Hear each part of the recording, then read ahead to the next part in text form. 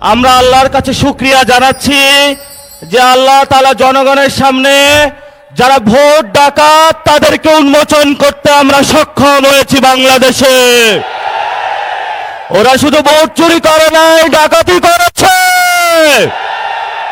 আমাদের সুস্পষ্ট অনেকগুলো দাবি রয়েছে। আজকে নির্বাচনের পরে 11 দলীয় যে ঐক্য রয়েছে, আমরা জনগণের সামনে উপস্থিত হয়েছি। আমরা প্রথমত বলতে চাই, পার্লামেন্টে যে ভোট ডাকাতরা গিয়েছে, জনগণের সামনে আমরা বিরোধী দল হিসাবে হাজির হয়েছি। আমরা রাজপথে থাকব। কড়ায় গন্ডায় ইঞ্চি ইঞ্চি করে জনগণের উপরে যারা ভোটের ইঞ্জিনিয়ারিং করেছে, ভোট ডাকাতি করেছে, নতুনভাবে জুলুম চাপিয়ে দেবার চেষ্টা করছে, আমরা তাদের কাছ থেকে বুঝে নেব ইনশাআল্লাহ। আমি সংক্ষিপ্ত কথা বলবো। আমাদের ভাই শহীদ উসমান হাদি আজকে আমাদের মধ্যে থাকতে পারতেন। সংসদ সদস্য হিসাবে ঢাকা 8-এর আল্লাহ ওনাকে শহীদ হিসাবে নিয়ে গিয়েছেন।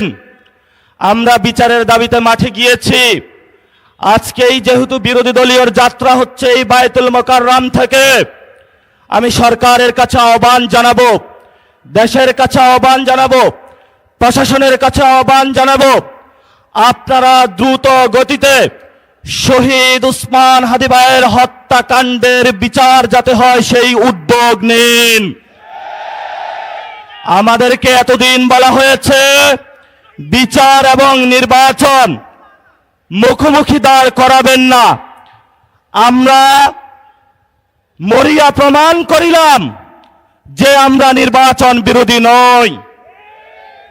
এখন সময় এসেছে শহীদ উসমান হাদি ভাইয়ের হত্যাকাণ্ডের বিচার করতে হবে।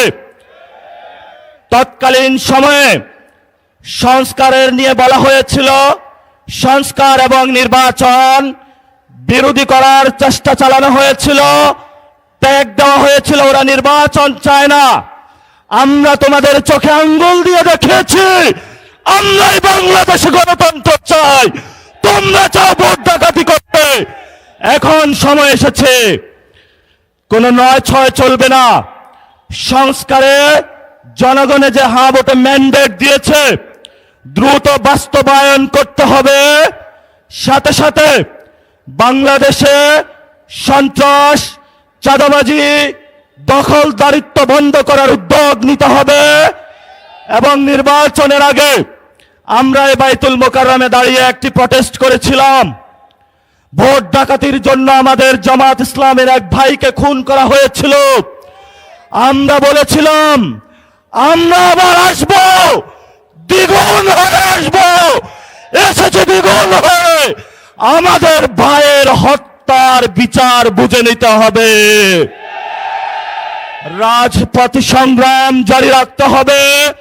যেই বোনদের উপরে আক্রমণ করা হয়েছে, পেটে লাথি মারা হয়েছে, বোরকা ধরে টান দেওয়া হয়েছে, গুলিবিদ্ধ করা হয়েছে, পা ভাঙা হয়েছে, প্রত্যেকটির হিসাব কড়ায় গন্ডায় আমরা ইঞ্জিনিয়ার তারেক রহমান থেকে বাংলাদেশে বুঝে নেব ইনশাআল্লাহ। আমরা একমাত্র ভয় পাই কার কাছে? আল্লাহ ছাড়া আমরা কারো কাছে ভয় পাই না। হে মালিক, তুমি আমাদের রক্ষাকারী, তুমি আমাদের রিজিক দাতা। যারা এই বাংলাদেশে জনগণ 17 বছর অপেক্ষা করেছিল, আমাদের অধিকার ছিনিয়ে নিয়েছে, ভোট ডাকাতির মাধ্যমে ভাইদেরকে হত্যা করেছে।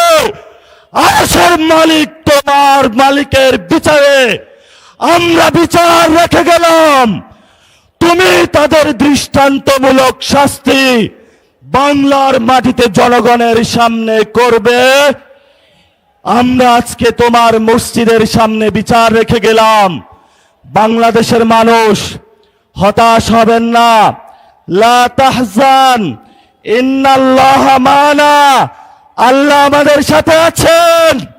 শক্তিমান চাই, জয় করব, আমরা ইনশাআল্লাহ আরো দ্বিগুণ হয়ে পার্লামেন্টে যাব। সবাইকে আসসালাম, সবাই দোয়া রাখবেন। আসসালামু আলাইকুম ওয়া রাহমাতুল্লাহি ওয়া বারাকাতুহু।